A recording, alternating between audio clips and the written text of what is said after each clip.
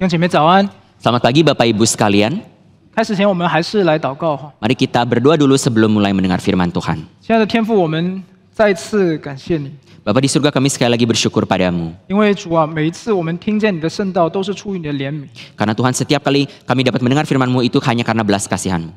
求你也今天特别的来兼顾你的仆人唐崇荣牧师。 Kiranya Engkau hari ini secara khusus menguatkan hamba-Mu Pendeta Stephen Tong. 你知道他为着神家这样的付出心情， Tuhan, Engkau tahu berapa banyak yang telah beliau kerjakan bagi kerajaan-Mu. 求主你特别看顾保守他自己的身体， Kiranya Tuhan juga demikian menjaga kesehatan beliau. 带领我们接下来的听到的时间。 Tuhan, pimpinlah waktu berikutnya di mana kami akan mendengar firman-Mu. 求主你与孩子们同在， Kiranya Tuhan menyertai setiap kami. 奉耶稣基督的名祷告， Dalam nama Tuhan Yesus Kristus kami berdoa. 阿门。 Amin. 我们翻开圣经到列王记上的13章， Mari kita membuka Alkitab kita 1 Raja-Raja pasal 13. 列王记上的13章，我们看11到33节。 Kita akan membuka 1 Raja-Raja pasal 13. Kita akan membaca dari ayat 1 sampai 33. 再次，列王记上的13章11到33节。 1 Raja-Raja 13 ayat 1 sampai 33. 那由于经文比较长的，我们今天就不翻译哈，我直接为大家诵读。 Pasal ini cukup panjang, maka tidak akan terjemahkan ke dalam bahasa Indonesia. Maka marilah ketika hamba Tuhan membacakan ayat dalam bahasa Mandarin, hendaklah kita semua memperhatikan Alkitab kita masing-masing. 列王记上13章第11节，上帝的话这样说：有一个老先知住在伯特利，他儿子们来将神人当日在伯特利所行的一切事和向王所说的话都告诉了父亲。父亲问他们说：神人从哪条路去了呢？儿子们就告诉他，原来他们看见那从犹大来的神人所去的路。 Kita akan melihat dari ayat 11 sampai 33. Tadi sudah dibacakan ayat 11 dan 12 dan 13. Lanjut. 我继续哈，13节，老先知就吩咐他儿子们说：你们为我备驴。他们备好了驴，就骑上去追赶神人。遇见他坐在橡树底下，就问他说：你是从犹大来的神人不是？他说是。老先知对他说：请你同我回家吃饭。神人说：我不可同你回去进你的家，也不可在这里同你吃饭喝水，因为有耶和华的话嘱咐我说：你在那里不可吃饭喝水，也不可从你去的原路回来。老先知对他说：我也是先知，和你一样，有天使奉耶和华的命对我说：你去把他带回你的家，叫他吃饭喝水。这都是老先知诓哄他。于是神人同老先知回去，在他家里吃饭喝水。二人坐席的时候，耶和华的话临到那带神人回来的先知，他就对那从犹大来的神人说：耶和华如此说，你既违背耶和华的话，不遵守耶和华你神的命令，反倒回来，在耶和华禁止你吃饭喝水的地方吃了喝了，因此你的尸身不得入你列祖的坟墓。23节，吃喝完了，老先知为所带回来的先知备驴，他就去了。在路上有个狮子遇见他，将他咬死，尸身倒在路上，驴站在尸身的旁边，狮子也站在尸身的旁边。有人从那里经过，看见尸身倒在路上，狮子站在尸身旁边，就来到老先知所住的城里诉说这事。那带神人回来的先知听见这事，就说：这是那违背了耶和华命令的神人，所以耶和华把他交给狮子，狮子抓伤他，咬死他，是应验耶和华对他所说的话。老先知就吩咐他儿子们说：你们为我备驴。他们就备了驴，他去了，看见神人的尸身倒在路上，驴和狮子站在尸身旁边，狮子却没有吃尸身，也没有抓伤驴。老先知就把神人的尸身驮在驴上，带回自己的城里，要哀哭他，埋葬他，就把他的尸身葬在自己的坟墓里，哀哭他，说：哀哉我兄啊！安葬之后，老先知对他儿子们说：我死了，你们要葬我在神人的坟墓里，使我的尸骨靠近他的尸骨，因为他奉耶和华的命，指着伯特利的坛和撒玛利亚各城有丘坛之殿所说的话，必定应验。33节，这事以后，耶罗伯安仍不离开他的恶道，将凡民立为丘坛的祭司，凡愿意的，他都分别为圣，立为丘坛的祭司。以上是上帝的话。 Demikian firman Tuhan. 今天我要传讲的主题是要废去心中的丘坛。 Tema khotbah saya hari ini adalah hendaklah kita menghancurkan bukit pengorbanan dalam hati kita. 这整一个故事让我们看见神人他奉上帝的命令去宣告对伯特利坛的一个审判。 Perikop ini dimulai dengan dicatat ada seorang abdi Allah yang diutus untuk menyatakan penghakiman Allah terhadap Betel. 弟兄姐妹，这本来是可以成为一件全然顺服的好事， Ini sebenarnya bisa menjadi tugas yang dapat ditaati dengan baik. 但是呢，你看到一个谎言就让这个神人倒下了。 Tetapi abdi Allah ini yang tadinya taat justru langsung jatuh oleh karena satu kalimat bohong. 这个谎言竟然来自他的同工或者是同事一个老先知的口。 Kalimat bohong ini bahkan keluar dari mulut rekan kerjanya, yaitu seorang nabi yang sudah senior, nabi tua. 弟兄姐妹，这个故事的悲剧不仅在于神人他不完全的顺服，更在于老先知那颗不愿被拆毁的那颗心。 Kita melihat di sini kegagalan dari tugas ini bukan hanya dari abdi Allah sendiri yang jatuh ke dalam kebohongan, tetapi juga dari nabi tua ini yang tidak mau dihancurkan bukit berhala dalam hatinya. 今天的内容我会分两个部分来讲。 Saya akan membagikan khotbah hari ini menjadi 2 poin. 第一个部分我要讲到老先知他的失败， Yang pertama adalah poin pertama yaitu kegagalan dari nabi tua. 第二我要讲到神人的悲剧。 Baik, poin kedua adalah tragedi dari abdi Allah itu sendiri. 我们稍微了解一下这处经文的背景。 Mari kita melihat dahulu latar belakang perikop ini. 在所罗门去世之后，以色列就分为南北两国。 Setelah Raja Salomo meninggal, Israel terpecah menjadi kerajaan utara dan selatan. 北国的王耶罗伯安很担心他的百姓逃回南国以色列，对不起，南国犹大。 Raja dari kerajaan utara yaitu Yerobeam khawatir rakyatnya akan lari ke kerajaan selatan. 什么办法呢？他就在伯特利和但各设立一座的金牛犊。 Maka Raja Yerobeam memutuskan untuk membangun 2 ekor lembu emas untuk disembah di kerajaan utara. 然后呢，让这些百姓就在丘坛上面向着这个牛犊呢 Agar 敬拜。 rakyat bisa menyembah kedua lembu emas ini, satu di Betel, satu di Dan, dan mendirikan bukit pengorbanan untuk menyembahnya. 弟兄姐妹，这样的事情看起来好像跟宗教相关， Hal ini kelihatannya memang adalah hal yang bersifat agama, 实际上呢，其实是在搞政治活动。 tetapi sebenarnya ada upaya politik di balik semua ini. 他的目的不是要荣耀上帝，他的目的只是为了巩固自己的王权。 Raja Yerobeam bukan mau menyembah Tuhan melalui bukit-bukit ini, tetapi demi menguatkan kuasa politiknya barulah dia melakukan semuanya ini. 这是一场悲剧，因为这一个行为导致整个北国以色列陷入到拜偶像的罪里面。 Ini adalah hal tragedi yang sangat besar karena dengan tindakan ini seluruh kerajaan utara Israel dengan demikian jatuh ke dalam penyembahan berhala. 于是呢，就到了我们第13章的内容了。 Maka kita melihat sekarang di pasal 13. 如果我们稍微看一下前文的1节到11节的1节到第10节的话， Kalau kita dengan cepat melihat ayat sebelumnya, ayat 1 sampai 10, 你会发现这个神人受差从犹大来到这个伯特利。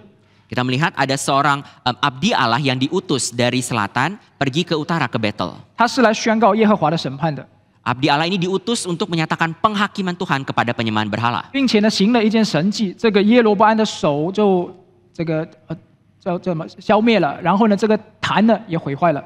Dan abdi Allah ini dalam pengutusannya ke Betel, dia bahkan menyatakan 2 mujizat. Yang satu membuat tangan Yerobeam menjadi kaku, yang kedua adalah dia menghancurkan mesbah bukit pengorbanan. 就在这个时候呢，有一个伯特利的老先知他开始登场了。 Lalu setelah itu ada seorang nabi tua yang muncul di dalam perikop ini. 我们看11节到12节的话，你会发现他从他的儿子们的口中清楚打听到这个神人做了什么事情，他往哪里去了。 Di ayat 11 dan 12 kita melihat nabi tua ini bertanya kepada anak-anaknya dan mengetahui apa tujuan abdi Allah ini dan kemana abdi Allah ini pergi. 然后他就赶紧备驴去追赶上这个神人，干什么呢？叫他回来到家里吃饭。 Nabi tua ini dengan cepat naik keledai untuk mengejar abdi Allah itu dan membawa abdi Allah itu ke rumah menjamu makan. 弟兄姐妹，这是一个很有意思的故事哦。 Bapak Ibu sekalian, ini adalah kisah yang sangat menarik. 为什么这个老先知要诓哄神人？ Mengapa nabi tua ini mau berbohong kepada abdi Allah? 首先，我们要确定一点， kita perlu memastikan satu hal dulu, 就是这个老先知，他是真的是耶和华的先知来的。 yaitu nabi tua ini dia sungguh-sungguh adalah nabi Tuhan Allah. 你说你怎么看出来呢？ Mungkin Bapak Ibu bertanya, bagaimana kita tahu dia sungguh nabi asli? 一方面，圣经说他是； Satu sisi kita melihat Alkitab mencatat memang demikian dia adalah nabi yang asli. 弟兄姐妹，这是圣经一贯以来对身份的识别的表达，是就说是，不是就说不是。 Ini merupakan cara yang Alkitab sering pakai untuk menjelaskan setiap hal. Hal yang iya dinyatakan iya, tidak dinyatakan tidak. 另外一方面，我们看今天经文的时候，你也确实发现耶和华是直接向这个老先知来启示的。 Selain itu, dari perikop ini kita melihat bahwa Tuhan Allah memang secara langsung berbicara kepada nabi tua ini. 那么，如果是真先知，他到底持什么样的理由促使他去违背耶和华的旨意呢？ Bila dia sungguh adalah nabi Tuhan Allah yang sejati, mengapa dia mau berbohong kepada abdi Allah yang juga adalah utusan Allah? 这个事件和神人所传达的信息之间又有什么样的联系？ Apa hubungannya antara hal ini dengan apa yang nanti abdi Allah akan lakukan? 这就是今天我们要特别思考的。 Ini adalah hal yang akan kita renungkan bersama hari ini. 我们进入到第一点，老先知的失败。 Kita melihat poin pertama, kegagalan nabi tua. 现在我们看第5节的时候，耶罗波安正在其上献祭的那座丘坛已经破裂了。 Di ayat kelima kita melihat bahwa mesbah de bukit pengorbanan itu memang sudah hancur. 弟兄姐妹，作为上帝的仆人，这样的事情应该让他们心里欢喜快乐。 Hal yang sedemikian, bukit berhala telah dihancurkan, seharusnya membawa sukacita kepada hamba-hamba Tuhan Allah. 但是老先知他心里不但没有欢喜快乐，反倒好像显出一丝的忧愁。 Tetapi nabi tua ini melihat peristiwa ini terjadi, dia bukan bersukacita, malah justru ada kesedihan dan kekhawatiran. 为什么？ Mengapa demikian? 因为如果伯特利的丘坛全部被毁坏的话，这会对他个人产生非常大的影响。 Karena kalau semua bukit pengorbanan di Betel dihancurkan, akan sangat mempengaruhi hidup nabi tua ini. 关心到整个他社会的身份、地位，甚至他的一个生存的问题。 Hancurnya bukit pengorbanan akan mempengaruhi identitas nabi tua di masyarakat, status dia sebagai pemimpin agama, dan juga bahkan mempengaruhi nafkahnya. 因为他的生存、他的侍奉都和这个丘坛，也就是伯特利那边的一个宗教活动中心是离不开的。 Karena pelayanan nabi tua ini, pekerjaan nabi tua ini tidak dapat lepas dengan bukit pengorbanan yang ada di Betel yang memang pada saat itu adalah pusat ibadah. 他很有可能在那里教导， Mungkin saja nabi tua ini mengajar di sana. 从而获得不小的声望和他的影响力。 Mungkin melalui pengajarannya dia telah mendapatkan nama baik dan reputasi. 他与当地的百姓，甚至是这个君王耶罗波安有着亲密的联系。 Dan dia tentu mempunyai hubungan yang sangat erat, bukan hanya dengan rakyat di kerajaan Israel, tetapi juga dengan Yerobeam. 如果现在这个坛被毁了， Kalau sekarang bukit pengorbanan telah dihancurkan, 就意味着他整个世界就要被崩溃，这个毁坏了。 itu berarti dunia dan apa yang telah dicapai oleh nabi tua ini semuanya akan runtuh. 意味着多年来他是老先知哦，可能几十年来他的这样的侍奉都要告一段落了。 Dia sebagai seorang nabi tua yang mungkin sudah melayani puluhan tahun, dengan demikian mungkin semuanya itu harus berakhir dan hidupnya harus terjungkir balik. 那么这个老先知他所谓先知的身份就完全失去意义了。 Demikian dia, identitas dia sebagai nabi juga akan hilang. 他要面对一个很痛苦的现实， Maka dia sedang mengalami sebuah fakta yang menakutkan. 他没有办法再去影响他的百姓。 Kalau demikian dia tidak akan lagi sanggup mempengaruhi rakyat besar. 以前的荣誉、社会地位、声望都荡然无存。 Dan kesuksesan, kedudukan, segala hal yang telah dia capai, prestasi semuanya akan sirna. 简单讲，他失业了，而且因为失业，他可能面临这个生存的危机。 Itu berarti dia akan kehilangan pekerjaannya dan juga mengalami krisis identitas. 简而言之，这个老先知他不愿意废去那个丘坛，是因为他很在意自己的身份、自己的地位以及他自己个人利益的问题。 Secara singkat, nabi tua ini tidak rela menghancurkan bukit pengorbanan karena di dalam hati dia tidak rela melepaskan kesuksesan, prestasi, serta keuntungan hidupnya. 他老早就习惯了那样的舒适圈了。 Nabi tua ini sudah terbiasa dengan hidup yang lama, yaitu zona nyamannya. 我把这样的事情称之为心中的那个丘坛。 Saya menjelaskan zona nyaman ini sebagai bukit pengorbanan yang ada di dalam hati dia. 各位，伯特利的这位老先知，他从来都不是一个无辜的旁观者。 Bapak Ibu sekalian, nabi tua di Betel ini dia bukanlah orang yang tidak bersalah. 他的沉默，他在伯特利的这些行为，都是表明他是纵容耶罗波安在犯罪。 Tindakan dia, keputusan dia di mana dia sekian lamanya berdiam diri dan membiarkan Yerobeam membangun bukit-bukit ini sebenarnya adalah wujud dia berkompromi terhadap dosa berhala. 这就显明他在耶罗波安的罪上是有份的。 Itu berarti nabi tua ini berbagian di dalam dosa Raja Yerobeam. 如今外在的那一个丘坛虽然好像被毁了， Meskipun bukit pengorbanan yang fisik telah dihancurkan, 但是他心中那一个丘坛还没有被废去。 tetapi bukit pengorbanan di dalam hati dia belum dihancurkan. 这个就是造成他面对身份危机、地位的丧失以及切身利益得到这样的颠覆的一个原因。 Itulah sebabnya dia mengalami sebuah bahaya ketika dia melihat statusnya, prestasinya, kesuksesannya semuanya akan dihancurkan. 弟兄姐妹，这种不愿意去毁坏里面的那种丘坛，不愿意从舒适圈跳出来这种态度，成为了他来到耶和华上帝面前的偶像。 Bapak Ibu sekalian, sikap demikian, sikap yang tidak rela menghancurkan segala berhala dalam hati dia, sikap yang tidak rela melepaskan semua kesuksesan demi nama Tuhan, inilah yang menjadi berhala dalam hatinya. 当我们看自己的时候，其实我们跟他蛮像的。 Kalau kita melihat nabi tua ini sebenarnya kita juga mirip dengan dia. 比如说，在我们一个大的教会群体里面，我们常常关注的就是人情关系。 Misalnya di dalam gereja, kehidupan gereja kita, seringkali kita sangat memerhatikan relasi yang baik dengan sesama. 我们很不容易对，特别是教会的领袖，所谓的上级提出一些的看法。 Dan kita juga kurang berani untuk mengutarakan pendapat ataupun kritik terhadap senior-senior yang ada di gereja. 因为害怕得罪人， Karena kita takut kita akan bersalah dan menjadi musuh mereka. 我们是依赖这样的一个人际关系，在这个教会里面好像有一种平安的感觉。 Kita seringkali melihat asalkan relasi kita dengan sesama baik, maka itu berarti hidup saya damai sejahtera dalam gereja. 特别是我们在印尼是很讲究sopan的。 Terutama kita sebagai orang di Indonesia, kita sangat menjunjung tinggi yang namanya sopan santun.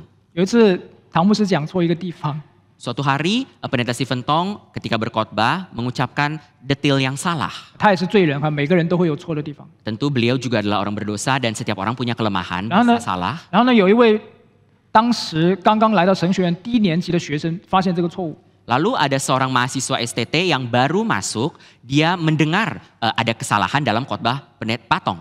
上帝一直催促他说，为了真理的缘故，应该要提醒他。 Tuhan terus menggerakkan hati mahasiswa ini bahwa saya harus mengingatkan Pendeta Stephen Tong, menegur beliau akan kesalahan ini. 但是他觉得可能找学长去讲会比较好， Tapi mahasiswa ini karena masih baru, dia berpikir mungkin cari kakak kelas untuk menyampaikan hal ini lebih baik. 于是他找到那个学长来。 Maka mahasiswa ini mencari kakak kelas STT. 弟兄姐妹，如果你是那位学长的话，你怎么办？ Lalu Bapak Ibu sekalian, kalau Bapak Ibu adalah kakak kelas tersebut, apa yang akan Bapak Ibu lakukan? 唐牧师现在就坐在这里哦。 Sekarang pasti Pak Tong bahkan duduk di tempat ini juga. 那位学长回答我说：“哎呀，算啦，他年纪大了。 Ternyata kakak kelas itu berkata kepada mahasiswa ini, sudahlah maklumi saja, Pak Tong kan sudah ”tua. 我心里想，这是什么意思？ Dalam hati mahasiswa ini berpikir, apa maksud kalimat ini? 我们可以说：“哎呀，算啦，你看那个老先生年纪他也大了嘛，就这样了。 Apakah kita boleh berpikir, sudahlah maklumi saja nabi ini, kan dia sudah tua, nabi tua ” kan? 弟兄姐妹，请问这是关乎年纪的事情吗？ Bapak Ibu sekalian, apakah hal ini hanya karena usia saja? 真理应该被错的传吗？ Apakah kebenaran firman Allah boleh salah diucapkan? 不应该的。 Tidak boleh seharusnya. 最后呢，那个神学生自己厚着脸皮就写信给这位老人家。 Pada akhirnya mahasiswa itu menebalkan kulit mukanya dan menulis surat dan memberikan kepada Pendeta Stephen Tong. 然后唐牧师很生气，骂他一顿。 Lalu apakah Pak Tong langsung marah dan tidak enak hati? 没有， Tidak demikian. 知道吗？他做了一件让我非常佩服的事情。 Lalu Pak Tong justru melakukan sesuatu yang sangat saya hormati. 他在下一个主日的讲台上面，马上承认他之前的错误。 Yaitu Pak Tong di hari Minggu berikutnya, begitu naik ke atas mimbar, Pak Tong langsung mengoreksi dan meminta maaf atas kesalahan di minggu lalu. 各位，我们完全有理由相信，一个真正上帝的仆人，他为着真理，为着上帝名的缘故，是愿意降服真理的。 Bapak Ibu sekalian, kita patut percaya bahwa seorang hamba Tuhan yang sejati, hamba Tuhan yang rendah hati, dia juga dengan demikian akan sadar akan kesalahan dan berani mengakui kesalahan. 我很敬佩这样上帝的仆人。 Saya sangat menghormati dan salut kepada hamba Tuhan demikian. 那如果你觉得现在我好像在拍他的马屁， Kalau Bapak Ibu berasa saya sekarang sedang menjilat Pak Tong, 或许正是因为我们心里面那个人际关系的秋坛也还没有废去。 itu mungkin berarti ada bukit berhala dalam hati kita, yaitu bukit yang dibangun atas relasi manusia yang belum dihancurkan dalam hati. 姐妹，如果这一类的秋坛还在你里面， Bapak Ibu sekalian, kalau bukit-bukit serupa belum hancur dalam hati kita, 久而久之，它可能会演变成一种恶性的一种官僚主义。 lambat laun hal ini akan berubah menjadi semacam birokrasi. 一开始会不满足于单单自己躲在你的那个舒适圈里面， Kita sendiri akan mulai tidak puas hanya kita saja di dalam zona nyaman ini. 你还会要求别人也进入你的舒适圈。 Kita bahkan ingin mengajak orang lebih banyak masuk ke dalam zona nyaman 这一 ini. 类的情况在社会里、在教会里面都不少见的。 Hal-hal serupa sebenarnya banyak terjadi dalam gereja dan juga dalam masyarakat. 他们向自己的朋友、向自己的家人抱怨，但是却在领导的面前报喜不报忧。 Orang-orang seperti ini akan terus mengkritik dan mengajukan komplain kepada teman-temannya tentang gereja, tetapi ketika mereka sampai ke depan pemimpin gereja, mereka hanya mengucapkan hal-hal yang baik. 他们对下属是高高在上，但是对上属却是低低在下。 Mereka semua ketika menghadapi bawahan, mereka akan bertindak sebagai pemimpin yang sombong, tetapi sampai menghadapi atasan, mereka menjadi seperti penjilat. 他们可能认识所有的人，但是未必认识耶稣。 Orang-orang sedemikian mungkin punya relasi yang baik dengan banyak orang, kenal semua orang, tetapi mungkin tidak kenal Yesus. 请不要误会，我没有一个意思说人情关系不重要。 Mohon jangan salah paham, bukan berarti saya merasa relasi manusia tidak penting. 当年以利沙也是给到这个犹大王约沙法情面， Dulu di perjanjian lama, Elisa pun juga pernah karena menghormati Raja Yosafat, 他就去看顾以色列王约兰， maka dia memilih untuk mengampuni dosa dari Raja Yoram. 甚至耶和华也为着自己选民，就是我们这些基督徒的缘故，在审判这个世界的事情上面，他把那个日子就缩短了。 Bahkan Tuhan Allah dalam perjanjian baru menyatakan Tuhan sendiri demi umat-umat kudus yang ada di dunia, Tuhan mau mempersingkat waktu menjelang hari kiamat. 但同时，我要反过来提醒各位， Tetapi sebaliknya saya mau mengingatkan Bapak Ibu sekalian, 我们的上帝同样对耶利米说过一句话， Tuhan Allah kita pernah berkata kepada Nabi Yeremia, 他说：“虽然有摩西和撒母耳这样的大人物哈，跟我关系这样好的人站在我的面前为以色列代求，我的心也不顾惜这些百姓。” Di dalam Yeremia 15 ayat 1, Tuhan berfirman, sekalipun Musa dan Samuel, orang-orang yang hebat seperti ini berdiri di hadapanku, hatiku tidak akan berbalik kepada bangsa ini. 各位，我想说的是，人情人情，实乃人之常情。 Bapak Ibu sekalian, yang ingin saya katakan adalah yang namanya relasi manusia dan kita mengejar kerukunan, itu semua adalah hal yang wajar. 但我们侍奉主的那个基础不是人情，不是关系，而是真理本身。 Tetapi dasar fondasi kita melayani Tuhan bukan karena kita mau mengejar nama yang baik atau relasi yang rukun antar sesama, tetapi kita hanya melayani berdasarkan firman Tuhan.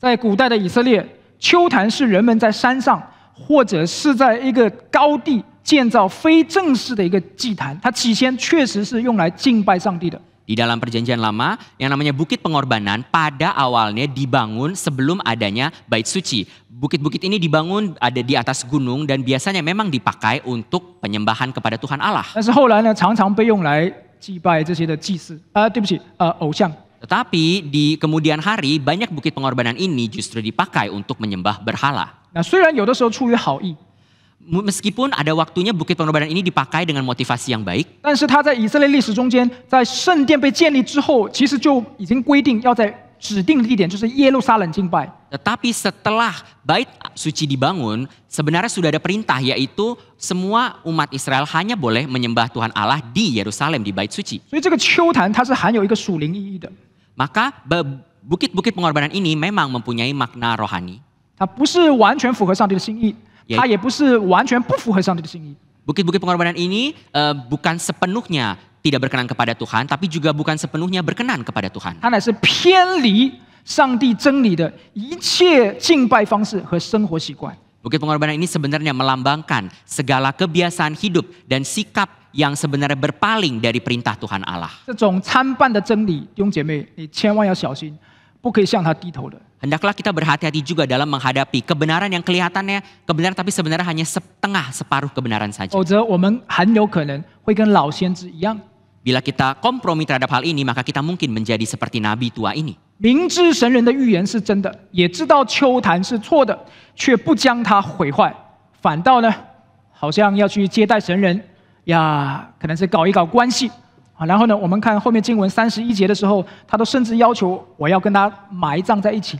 Nabi tua ini dia bukan hanya saja tidak menginginkan mesbah di bukit pengorbanan dihancurkan, bahkan Nabi tua ini juga yang dia lakukan justru seakan-akan ingin membangun relasi yang baik dengan abdi Allah ini. Bahkan terakhir di ayat ke-31 yang tadi kita baca, setelah abdi Allah itu mati, Nabi tua ini bahkan ingin dikuburkan bersama dengan abdi Allah itu. 弟兄姐妹，这些都是外在的形式。 Hal-hal ini semuanya adalah hal-hal eksternal yang dilakukan Nabi 为什么要这样做？ Mengapa Nabi tua mau melakukan hal-hal ini? 我告诉你，他是在对上帝的那个亏欠心里面找平衡。 Nabi tua ini sedang berusaha untuk mencari keseimbangan karena untuk mengurangi rasa bersalah dalam hatinya. 最终的目的是为自己的维护自己的权柄，维护自己的利益。 Tapi semua tindakan ini pada akhirnya hanyalah untuk melindungi status identitas diri dan juga mendapatkan penghiburan dalam hati. 其实对不信主的人也常常这样。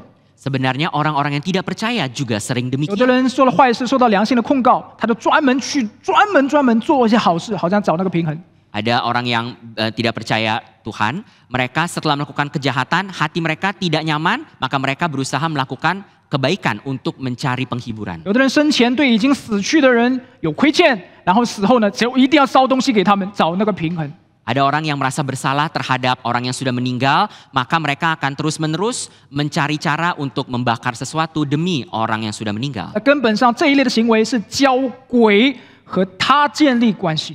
Tapi sebenarnya semua tindakan ini adalah membangun relasi dengan setan. 弟兄姐妹，我再说，当我们向着自己的私欲去寻求平衡的时候，其实你向着上帝的真理已经失去平衡了。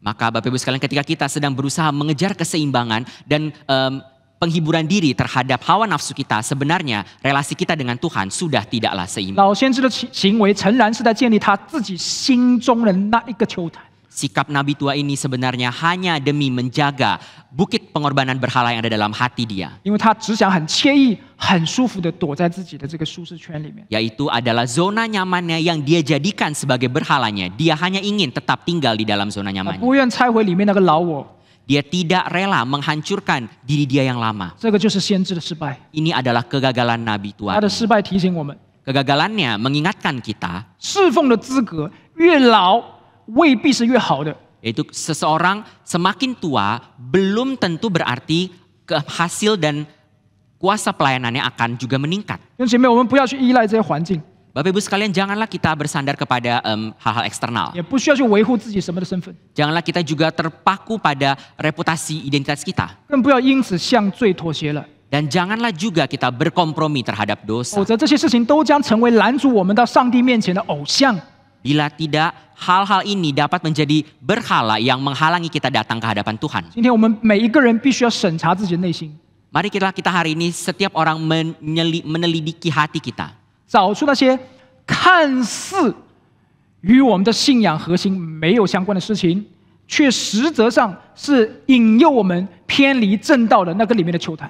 Hendaklah kita mencari bukit-bukit pengorbanan berhala apa saja yang ada di dalam hati kita yang sebenarnya tidak berhubungan dengan iman kita, tetapi justru menarik kita, menghalangi kita datang ke hadapan Tuhan. 要小心哦，各位，特别是我们教会的同工们， Hendaklah kita semua berwaspada, terutama para pengurus gereja. 可能你是主日学老师、 Mungkin kita adalah guru sekolah minggu, 执事、 mungkin kita majelis, 长老、 mungkin kita penatua, 传道， mungkin kita hamba Tuhan, 甚至是牧师。 bahkan mungkin kita pendeta. 我们有这些教会的很属灵的头衔， Kita semua memiliki gelar-gelar yang kedengaran sangat rohani di dalam gereja. 你有没有一个时刻，或者现在正在好像为着这些的属灵的身份感到倍感荣誉？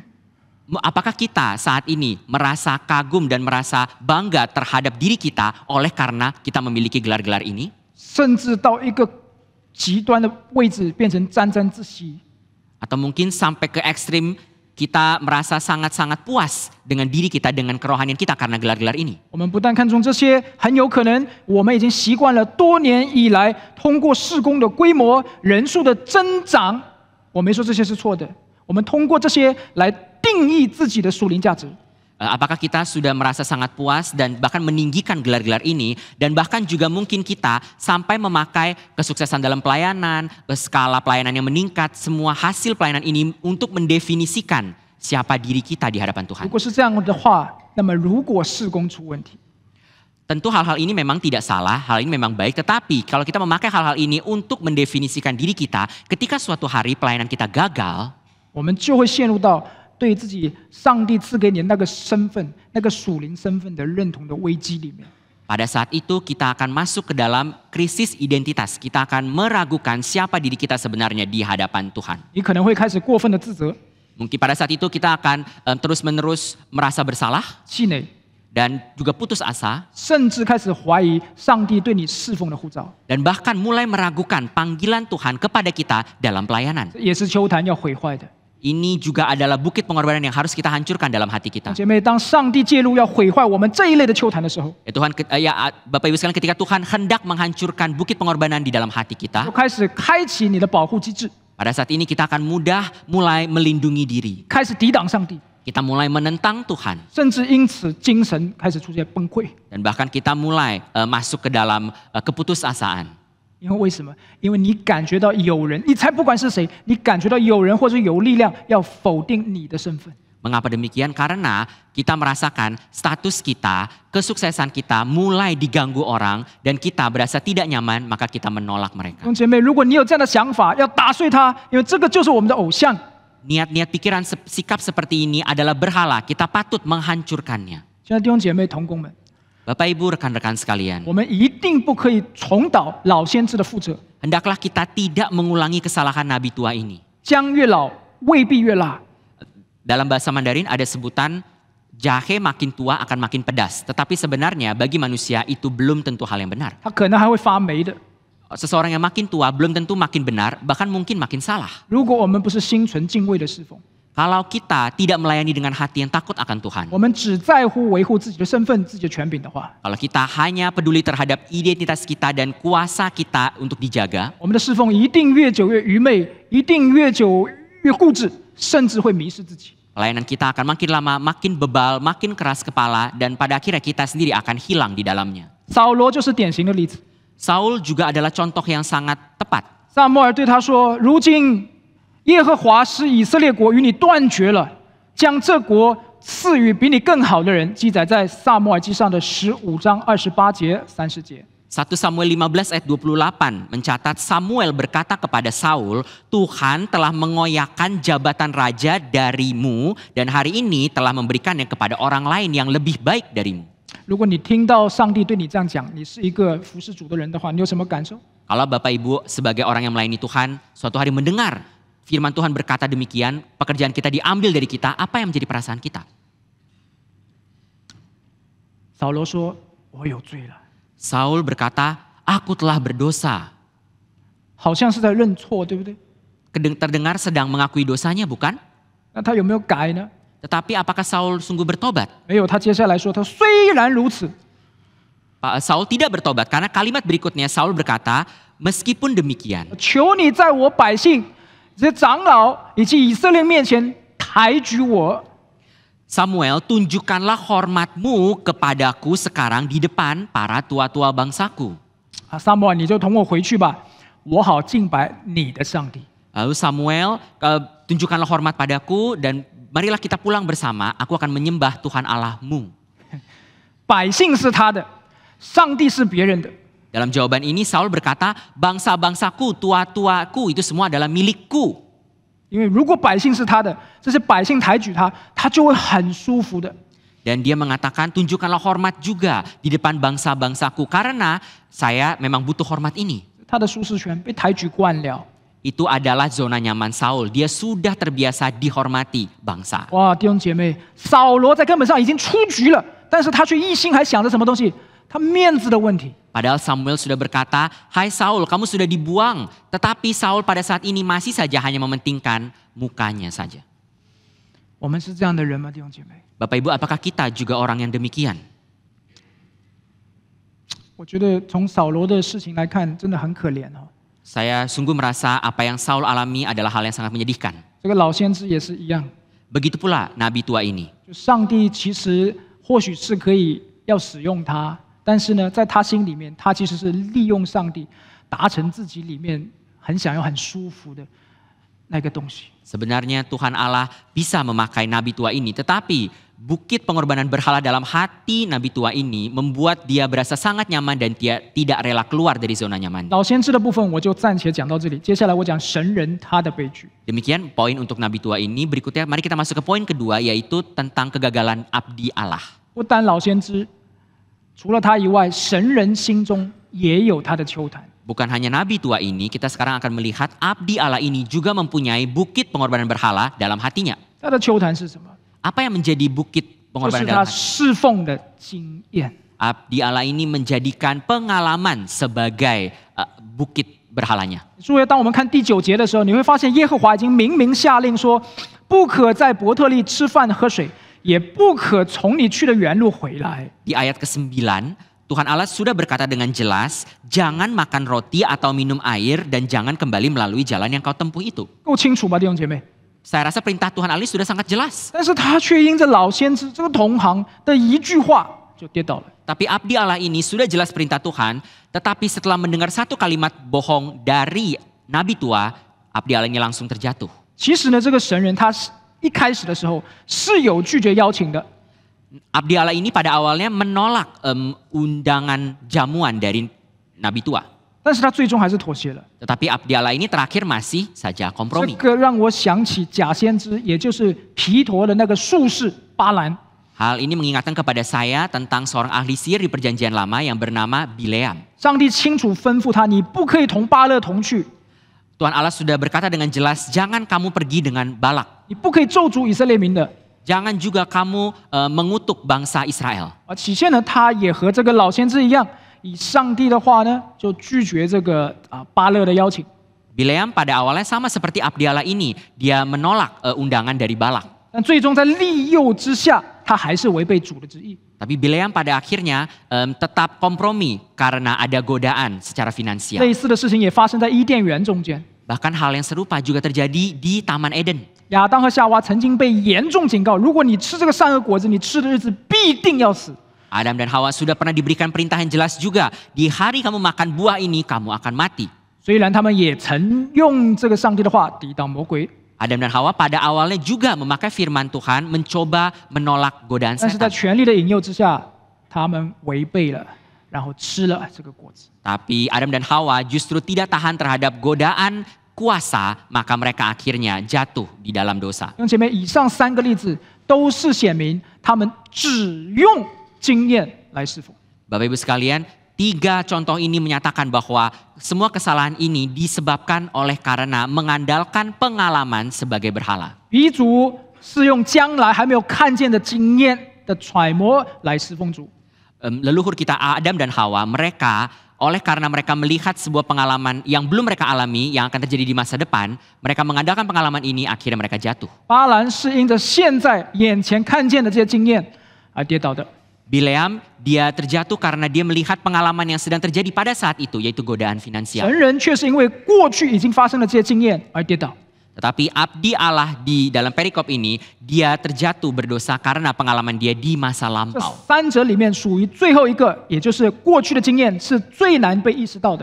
Dalam 3 contoh ini, mengandalkan pengalaman di masa lalu adalah sebuah berhala yang paling sulit kita sadari. 如果说将来的经验或许可以因着或许是出于新鲜和好奇，但是可能因着一些恐惧和其他的要素，他可能不去做。 Yang disebut pengalaman di masa depan mungkin dapat timbul karena rasa ingin tahu, rasa yang memang belum berasa baru dan tidak pernah dialami, maka orang mudah mengandalkan rasa ini dan terjatuh. 现在的经验是对眼前事物的权衡，如果不得力，可能也就不去做。 Rasa pengalaman di saat ini adalah penilaian terhadap godaan, terutama hal finansial yang terjadi di saat ini juga dan mudah membuat orang jatuh. 在3者里面，过去的那个经验确确实实相对最可靠。 Tetapi dalam pengalaman di masa lalu adalah hal yang paling mudah diandalkan oleh manusia. 但也是最危险的， Maka dari itulah pengalaman di masa lalu adalah hal yang paling berbahaya di antara ketiga 因 ini. 为它具有强烈的依赖性， Karena pengalaman di masa lalu dapat membuat kita sepenuhnya bersandar 以及 kepadanya. 对未来处境或许有改变的那个麻木性。Dan manusia di dalam pengalaman terhadap masa lalu ini akan sulit berubah untuk kondisi di masa depan. 这些都很容易使人自以为是，落入到试探里面。 Pengalaman di masa lalu dapat membuat manusia mudah terjatuh dalam 神 godaan. 人就是这样跌倒的。 Begitulah kegagalan abdi Allah. 我们回到圣经的时候，你看这个神人他在哪里被老先知找到？ Mari kita melihat kembali ke dalam perikop ini. Coba kita cari di lokasi manakah abdi Allah ini ditemukan oleh nabi tua. 14节记载在橡树底下。 Di ayat ke-14, bahasa Indonesia mencatat di bawah sebuah pohon besar. Dan di dalam bahasa aslinya diterjemahkan harusnya pohon tarbantin yang juga pernah muncul di perjanjian lama. 橡树是很高大的，有很大的这些树枝树叶可以来遮阴的，可以供人休息的。 Pohon tarbantin adalah pohon yang cukup besar dan memang sangat nyaman untuk berteduh di bawahnya.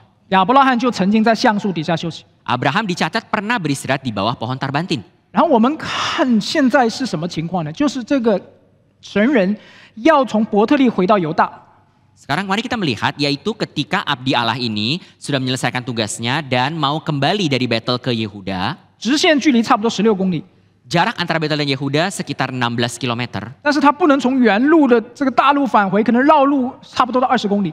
Tetapi Tuhan memerintahkan dia jangan kembali melalui jalan yang sama. Maka dia akan berputar jauh, mungkin sekarang jalannya 20 km. 而且这个神人是用走路的， Dan abdi Allah ini berjalan kaki. 怎么看出走路呢？我们看23节，就是他吃完老先知的饭之后，老先知为他备驴了。 Cara kita tahu dia berjalan kaki adalah ayat 23 mencatat setelah dia menerima jamuan makan, dia pergi dengan keledai yang disiapkan oleh 然 Nabi 后 Tua. 呢，这一带又是属于山地半干旱地区，白天真的是烈日当头。 Daerah tersebut adalah daerah yang di pegunungan serta daerah yang cukup kering, maka akan sangat panas di siang hari. 最要命的是，这还是在伯特利范围之内，这个神人他不可以吃喝。 Pada saat itu abdi Allah ini masih di dalam wilayah Betel, maka dia harus taat kepada perintah Allah, tidak boleh makan minum. 不难想象，在这种情况之下，这个神人一定是已经很疲惫，很疲惫。 Maka dalam cuaca seperti ini dan kondisi yang tidak makan minum, abdi Allah ini sangat mungkin sudah sangat letih. 我讲这么一大圈，是为了要确定这个神人在橡树底下是干什么，80%是为了休息。 Saya menjelaskan dengan detail untuk menunjukkan bahwa kemungkinan besar abdi Allah ini di bawah pohon tarbantin sedang beristirahat. 意味着他的身体软弱了。 Itu berarti dia istirahat karena tubuhnya lemah. 我要讲一句：当我们身体软弱，特别软弱的时候，就更加容易受试探。 Yang ingin saya katakan di sini adalah ketika kita mengalami kelemahan fisik, terutama sangat lemah, maka kita mudah sekali jatuh dalam godaan. 这个故事很有意思哦。就在这样软弱的时候，老先知出现了。 Kisah ini sangat menarik. Pada saat ini ketika dia lemah beristirahat, muncullah nabi tua. 我们看14节，他向这个神人说了第一句话。 Ayat 14 mencatat kalimat pertama dari abdi Allah ini kepada nabi tua. 哎，你是犹大来的这个神人吗？ Kalimat dari nabi tua kepada abdi Allah yaitu, engkaukah abdi Allah yang telah datang dari Yehuda? 哇，这明知故问， Ini adalah pertanyaan yang sebenarnya sudah tahu jawabannya. 因为你看11节、12节已经清楚记载，他的儿子告诉他，这个人是往这条路走了。 Karena ayat 11-12 mencatat anak-anaknya sudah memberitahu kepada dia bahwa orang itu adalah abdi Allah. 这为什么明知故问呢？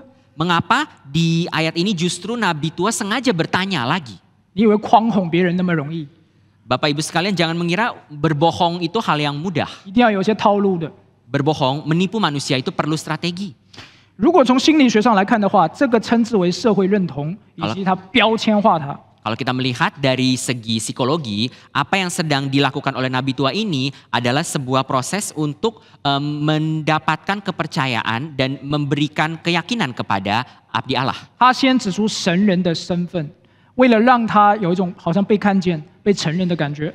Nabi tua ini pertama-tama mulai bertanya dan meyakinkan akan identitas ini sehingga abdi Allah berasa dirinya diakui, identitasnya diterima. 一旦对方接受这个标签呢，在接下来的对话里面就更加容易被引导了。 Setelah abdi Allah menerima pengakuan ini, berikutnya abdi Allah akan makin mudah percaya kepada apa yang nabi tua katakan. 接下来在15节先提出一个看起来好像很简单的要求，请你跟我回家吃饭。 Ayat 15, berikutnya nabi tua mengutarakan niatnya, yaitu marilah bersama-sama aku ke rumah memakan. 他从看起来很简单的，慢慢引导，逐渐引向更关键的行为。Nabi tua mulai dari ungkapan yang mudah, dan mulai dari pujian, perlahan-lahan masuk ke dalam topik yang lebih berat. 要注意哦，虽然神人一开始是拒绝的， Dan kita melihat abdi Allah berikutnya menolak undangan ini. 但事情就是这样，人的心理上面，当你从拒绝到一个解释的过程的时候，其实不知不觉，你心里面的那个立场，最初那个立场，在慢慢被削弱了。 Sebenarnya manusia seringkali tidak sadar di dalam proses psikologi yang terjadi ketika manusia ini abdi Allah ini mulai menolak, tapi setelah itu apa proses yang terjadi di baliknya membuat abdi Allah ini tidak lagi teguh akan pendirian awalnya. 当削弱的时候，你可能出现其他的想法。 Ketika pendirian mulai melemah, dia mulai ada muncul niat yang lain. 神人心想，这个不行，上帝明明禁止我这样做的。 Abdi Allah dalam hati tahu, ini adalah perintah Allah, saya tidak boleh melanggarnya. 除非 Tetapi kecuali 上帝有新的命令下来。 Tuhan ada perintah yang baru. 哇，老先知发现他动摇了， Dan Nabi tua ini sadar abdi Allah mulai goyah. 他就趁虚而入，接着18节说 Abdi Allah langsung di ayat 18 berkata, ：“说，哎，我也是先知，和你一样。 saya sama, kita sama-sama hamba Tuhan, saya juga seorang nabi. ”哇，感觉好很多哎。 Dan hal ini membuat abdi Allah merasa nyaman. 你常常到其他的环境说，人家跟你说我也是基督徒啊，我也是侍奉的，你往往会选择马上跟他建立好感。 Kalau kita pergi ke tempat yang baru dan kita mengenal orang yang baru, tapi orang itu berkata, saya juga Kristen, saya juga hamba Tuhan. Tentu kita akan makin mudah percaya kepada mereka. 啊，他接下来还讲哦，他说有天使特别奉耶和华的命对我说， Ayat 18 berikutnya Nabi tua berkata, ada perintah Tuhan, seorang malaikat telah menyampaikannya padaku.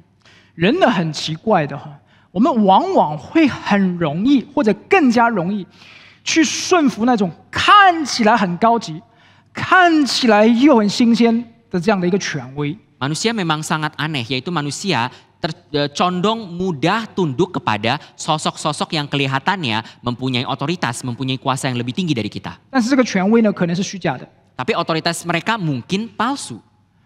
同样一条领带， Sama sebuah dasi. 如果你在杂货店买，跟你到商场里很贵买出来，本质上是同一条，你感觉上是不一样的。 Dasi yang sama, kalau kita beli satu dari pinggir jalan, tapi satu lagi kita beli dari department store yang mewah, itu akan memberikan pengalaman dan perasaan yang berbeda. 这就是老先知以一种手法去包装他的信息，本质上是虚假的。 Itulah yang dilakukan oleh Nabi tua ini. Dia menyampaikan sebuah kebohongan, tetapi dia bungkus di dalam sebuah keindahan. 哪部分虚假？老先知捏造了说这是天使的信息。 Kebohongan yang Nabi tua ini ucapkan adalah malaikat telah berkata kepadaku, firman Tuhan. 在人的意识里面，老先知暗中开始篡改神人里面的一个认知框架。 Nabi tua ini sedang berusaha untuk menghancurkan pengertian abdi Allah yang ada sebelumnya. 原本的这个神人里面只有说耶和华直接跟我讲话吗？ Tadinya di dalam pengertian abdi Allah hanya ada satu, perintah Allah. 但是老先知给出了一个听起来好像更高级、更新鲜的，然后呢又是符合真理的，因为天使传、上帝传都是 OK 的。 Tetapi Nabi tua ini berikutnya menyampaikan sebuah perintah yang baru yang kelihatannya, kedengarannya benar, yaitu disampaikan oleh malaikat dan juga adalah firman Tuhan. Ini mulai meragukan abdi Allah. 恰好不好，正好击中神人心里面的那个预设。 Kalimat ini demikian langsung kena sasaran terhadap apa yang satu syarat di dalam di hati abdi Allah. 就是除非上帝有新的命令。 Yaitu syaratnya adalah kecuali ada perintah baru dari Tuhan. 那么如果是新的命令，用新的方式可能也行。 Bila ada perintah baru dari Tuhan Allah, maka berarti perintah Allah yang sebelumnya boleh saya lupakan. 哇，神人一听哦，就对这个老先知开始产生更多的认同，他的戒备心慢慢放下来。 Abdi Allah makin mendengar apa yang Nabi tua katakan, dalam hati abdi Allah makin lama makin tidak lagi waspada, makin menerima apa yang Nabi tua katakan. 这个神人对事情本质的认知出现了失调。 Maka pengenalan dan pengertian abdi Allah terhadap masalah yang ada sudah buyar. 之前耶和华直接禁止的事情，现在这个同做上帝仆人的我的同事，而且是这个老先知，他却说耶和华有新的命令。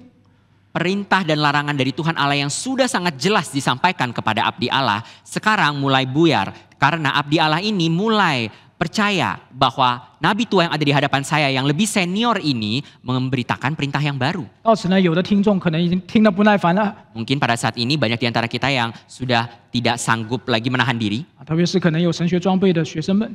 Mungkin di antara kita yang sudah belajar teologi seperti mahasiswa STT. 哎，你不是神人吗？你直接问上帝就好了。 Kita mungkin merasa bingung, bukankah orang ini abdi Allah? Langsung saja abdi Allah pada saat itu bertanya lagi kepada Tuhan, bukannya bisa? 你想的一点都没有错， Tentu hal ini tidak salah. 但是不要忘记我刚刚提醒的， Tapi janganlah lupa, tadi sudah saya jelaskan, 人在软弱的时候，才很容易受到试探。 ketika manusia sedang lemah, terutama lemah secara fisik, akan mudah sekali jatuh dalam 我 godaan. 一定相信我们中间有人，你曾经非常的信靠上帝，但是当你在一个很软弱的时候，你甚至可能出现过怀疑自己的救恩。 Saya yakin bagi Bapak Ibu sekalian yang sudah memang percaya kepada Tuhan dan bersandar kepada Tuhan, ada waktunya juga ketika kita lemah, kita mungkin meragukan keselamatan kita. 神人的身体已经非常的疲惫， Pada saat ini abdi Allah sudah sangat letih dan lesu. 肚子饿得咕咕叫了， Perutnya sudah sangat lapar. 你现在还让他思考这么困难的问题， Lalu sekarang dia harus merenungkan mana perintah yang benar. 一来二回，他的碳水不够了， Maka dengan kekurangannya karbohidrat dalam tubuhnya, 碳水一不够，人就开始头痛。 kurang gula, maka manusia akan mulai sakit kepala. 这就是为什么很多人一早上起来脾气特别不好。 Itu mengapa ada orang yang bangun di pagi hari akan mudah marah. 解决方案是什么？ Dan bagaimana caranya agar tidak mudah marah? 吃一口碳水，吃一口饭下去，哎，恢复正常了。 Yaitu segeralah sarapan dan meningkatnya kadar gula, manusia akan mudah menjadi stabil. 神人很有可能开始烦躁，算了算了算了，不想了。 Mungkin juga abdi Allah ini pada saat ini sudah sulit untuk berpikir dan akhirnya dia terima saja. 既然他是先知，那么根据以往的这个侍奉经验，先知所传达的肯定是上帝的旨意吗？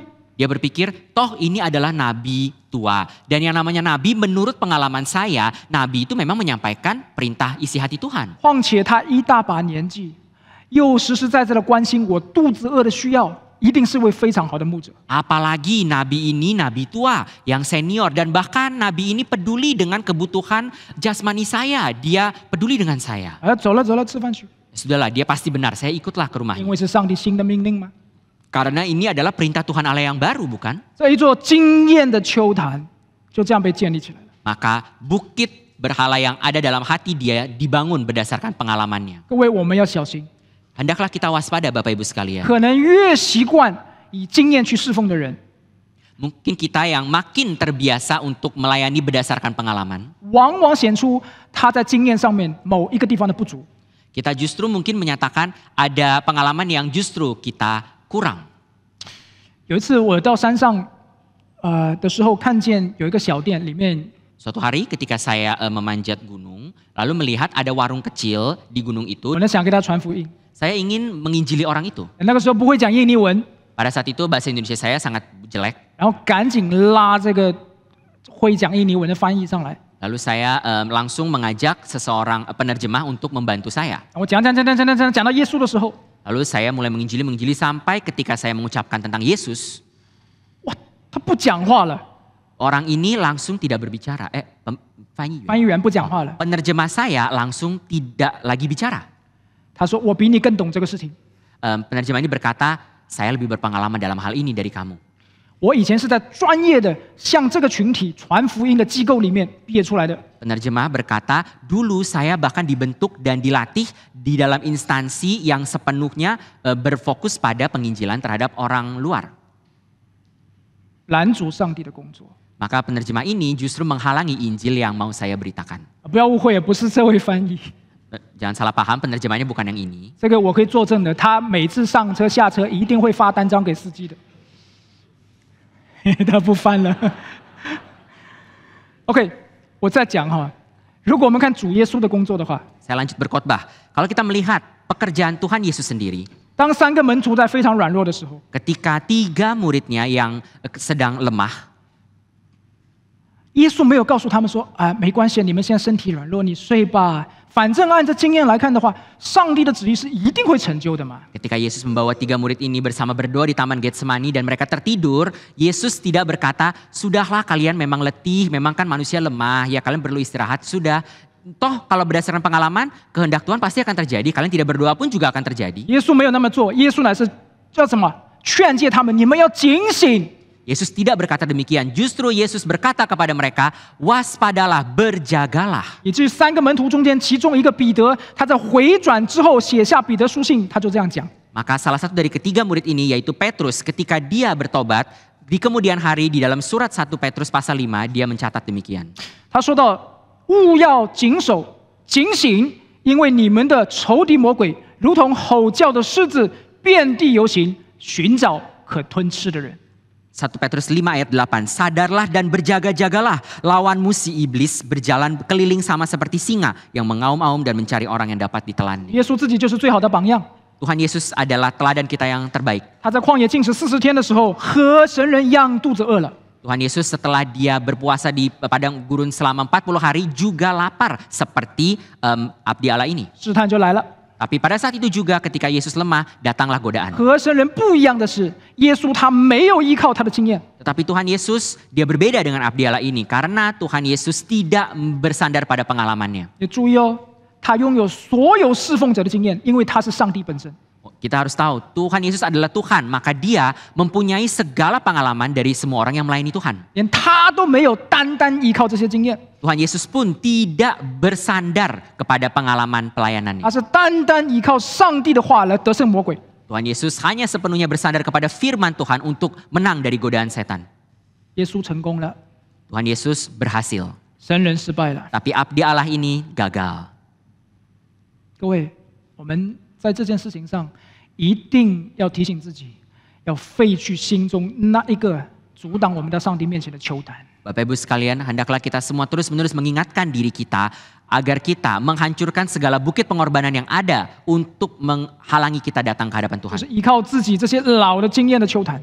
Yaitu dalam hal ini adalah bukit pengalaman kita. 当我们时刻依靠主的时候，我们的主就会成为我们最权威，也是常常更新的那一个经验。 Ketika kita sepenuhnya bersandar kepada firman Tuhan, maka Tuhan sendiri akan menjadi sandaran kita dan juga akan terus memperbarui pengalaman kita. 接下来我要快快的总结， Saya akan dengan cepat mengambil kesimpulan. 老先知和神人的故事都让我们看见同一件事情。 Kegagalan dari Nabi tua dan kegagalan dari abdi Allah ini memberitahu kita hal yang sama. 那就是我们心中依然有丘坛是需要被废去的。 Yaitu dalam hati kita masih ada bukit pengorbanan yang harus dihancurkan. 老先知因着他内心那个舒适圈的丘坛，走向了悲剧。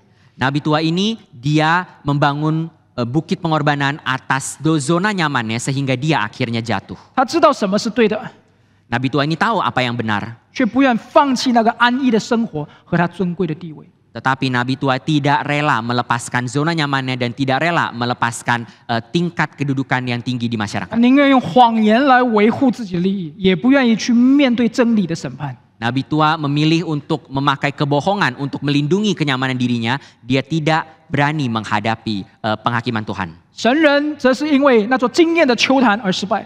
Tapi abdi Allah ini dia gagal karena ada bukit yang dibangun atas dasar 他 pengalaman. 相信自己的经验能够辨别真假， Abdi Allah yakin berdasarkan pengalaman dia sanggup membedakan mana yang benar dan salah. 他相信老先知这个所谓的前辈他的谎言。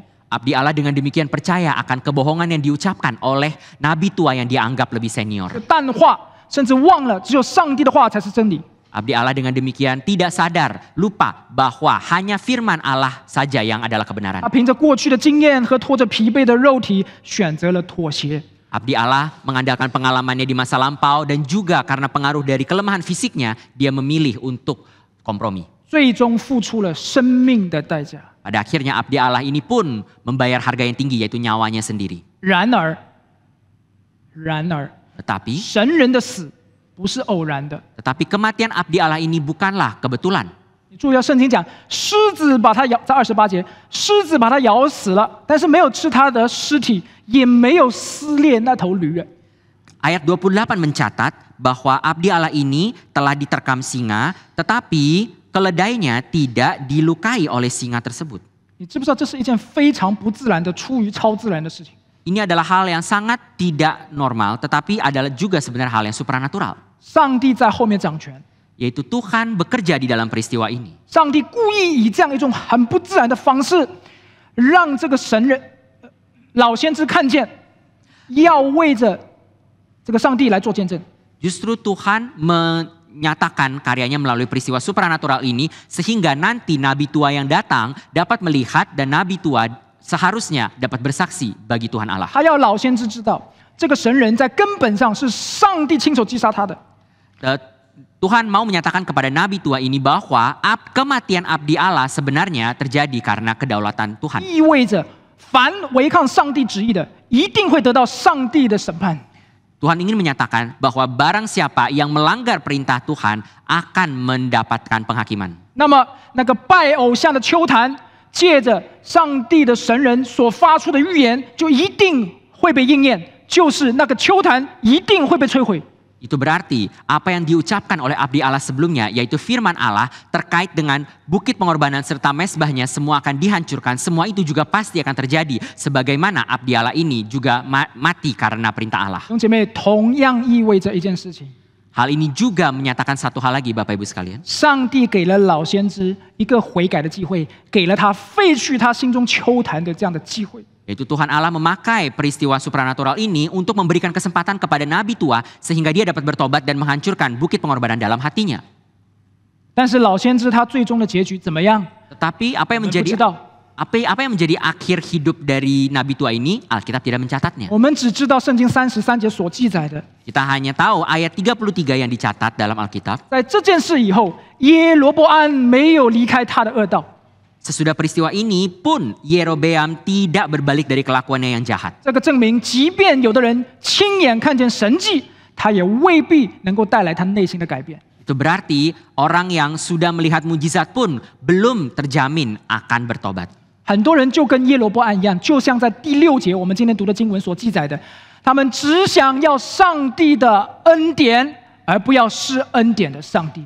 Banyak orang seperti Yerobeam, seperti yang dicatat di dalam ayat ke-6, menginginkan, merindukan berkat dari Tuhan, tetapi tidak pernah mau Tuhan sang pemberi berkat itu sendiri. 今天其实弟兄姐妹，我们每一个人都在面临同样的选择。 Bapak Ibu sekalian, sebenarnya hari ini kita semua mengalami opsi yang sama. 你是像老先知一样，心里明明知道真理，却因为惧怕或者因为舒适而去维护自己心中的那个邱坛吗？ Apakah kita memilih untuk menjadi seperti nabi tua yang sudah tahu apa yang benar, tahu perintah Allah, tetapi memilih untuk tinggal dalam zona nyaman, tidak rela melepaskan segala kesuksesan dan justru tetap melanggar firman Tuhan? 又或者你像耶罗波安一样，亲身经历过上帝的大能，却依然选择刚硬到底？ Atau mungkin kita memilih seperti Yerobeam yang sudah mengalami kuasa Allah terjadi dalam hidup kita, tetapi pada akhirnya tetap mengeraskan hati, tidak mau tunduk. 然而，我们必须面对一个现实： Tapi satu fakta yang harus kita alami, 我们每一个人都没有办法靠着自己废去心中的邱坛。 yaitu kita semua tidak akan sanggup bersandarkan kepada kekuatan kita sendiri menghancurkan bukit pengorbanan. 老先知的失败已经证明这一点了， Kegagalan dari nabi tua ini telah menyatakan 神 hal 人 ini. 的悲剧也已经证明这一点。 Tragedi abdi Allah juga menyatakan hal ini. 怎么办？ Maka apa jalan keluarnya? 亲爱的弟兄姐妹、朋友们，我们需要一个救主。 Bapak Ibu teman-teman sekalian, kita butuh juru selamat. 感谢上帝，在这个事件的300年之后，神人在预言，在第2节所预言的大卫家必定要生的那个约西亚王，他生出来了。 Kita bersyukur kepada Tuhan. Di ayat kedua, apa yang dicatat tentang nubuat terkait keluarga Daud yang bernama Yosia akan muncul dan ini terjadi 300 tahun kemudian. 在列王记下23章记载，他确确实实彻底毁坏了所有的邱坛。 Yaitu apa yang dicatat di dalam 2 Raja-Raja pasal 23, Raja Yosia berhasil menghancurkan segala bukit pengorbanan. 但是我们心中的邱坛怎么办？ Tapi bagaimana dengan bukit pengorbanan di dalam hati kita? 约西亚没有这个能力来毁坏我们心中的邱坛。 Yosia tidak mempunyai kuasa menghancurkan bukit pengorbanan dalam hati kita. 好消息是，再过600年， Kabar baiknya adalah 600 tahun setelah Yosia, 那个同为大卫的后裔的另一个王降生了。 ada seorang raja yang juga berasal dari keluarga Daud, dia sungguh lahir di dunia ini. 他确实是王， Dia adalah raja yang sejati, 他是万王之王。 dia adalah raja segala raja. 然而，马槽是他的宝座， Tetapi raja ini menjadikan palungan sebagai tahtanya. 荆棘成了他的冠冕。 Raja ini menjadikan mahkota duri sebagai 他 mahkotanya. 没有像约西亚一样，把任何一个罪人献在那个邱坛上， Raja ini tidak mempersembahkan manusia lain di atas mesbah, 却把自己作为活祭，把他的生命活生生的钉死在十字架上，为我们献上。 Tapi raja ini justru menjadikan dirinya sebagai korban yang dipersembahkan di atas mezbah. Dengan demikian nyawanya telah diberikan mati di atas kayu salib untuk kita semua. 他的名字叫耶稣， Nama raja ini adalah Yesus. 他的名字就是我们所信的耶稣。 Dia adalah Yesus yang kita percaya. 主耶稣以他复活的大能，从根本上已经废去了我们心中的丘坛。 Yesus dengan kuasa kebangkitannya sebenarnya juga telah menghancurkan segala bukit pengorbanan yang ada dalam hati kita. 或许你今天依然为着会犯罪，心里面忧伤难过。 Mungkin hari ini kita masih mudah sedih karena dosa yang terus kita lakukan. 但是我亲爱的弟兄姐妹，你不必失去生命的盼望， Tapi Bapak Ibu sekalian, janganlah kita kehilangan harapan akan hidup yang kekal. 因为这个无非是被毁坏后的丘坛所剩下的那个尘埃，是终究要落定的。 Karena dosa yang masih kita lakukan sebenarnya mungkin hanyalah pengaruh dari bukit pengorbanan yang sudah hancur, tetapi pada akhirnya kemenangan itu sudah milik Kristus. 黑暗罪恶的权势，他的淫威已经无法再掌管我们了，无法再奴役我们了。 Kegelapan dosa, kuasa dosa dan kegelapan tidak lagi dapat membelenggu kita, tidak lagi berkuasa atas kita. 因为耶和华是救恩，这是耶稣的名。 Karena Tuhan Allah adalah juru selamat kita dan dia menyelamatkan kita melalui Yesus. 是耶和华上帝，他亲自做了我们心中那个丘坛的终结者。 Tuhan Allah sendirilah yang menjadi penghancur bukit pengorbanan yang ada dalam hati kita. 我们一起来祷告。 Mari kita bersatu di dalam doa. 我想邀请 Henry 弟兄来为我们做祷告。 Mari kita bersama bersatu dalam doa. 慈爱的圣洁的阿爸天父，感谢你，借着今天的信息，你再一次提醒我们，每一个人都是软弱的，我们每一个人自己心中常常有我们不愿意放下、不愿意交托的丘坛，我们也常常因为这个缘故而无法真心的来到主的面前。我们自以为自己已经够好，我们自以为自己已经蒙你喜悦，但是很多时候这些丘坛反而占据了在我们生命中比你更高的地位。主，我们也恳求你因此赦免我们的罪，求你帮助我们单单是倚靠主耶稣基督从死里复活的大能，使我们借此可以单单是倚靠他而得胜各样的试探，因为他已经借着他从死里复活的大能拆毁了我们心中各种各样的丘坛。求你帮助我们再次借着今天的话语洁净我们，使我们每个人都得以回到你的面前，成为你手中荣耀而圣洁的器皿，被你所用。Bapa kami di surga, kami sungguh bersyukur ya Bapa melalui firman pada hari ini. Kami sekali lagi diingatkan bahwa kami sungguh sangat lemah. Seringkali hati kami banyak sekali bukit-bukit pengorbanan yang sebenarnya adalah bukit berhala yang kami telah bangun, tapi sebenarnya telah dihancurkan oleh kuasa kebangkitan Tuhan Yesus Kristus. Namun kami seringkali oleh karena hawa nafsu dan kedagingan kami seringkali tidak rela melepaskannya. Kami seringkali justru menjadikan bukit-bukit ini menjadi penghalang kami kembali ke hadapan-Mu. Ya Tuhan, kami mohon kasihanilah kami ya Bapa.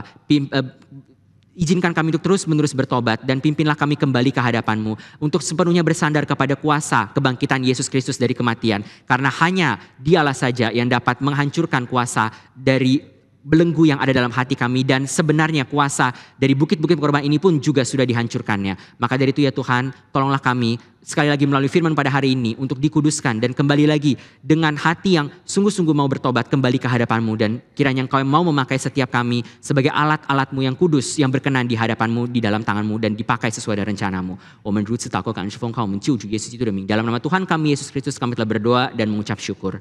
Amin.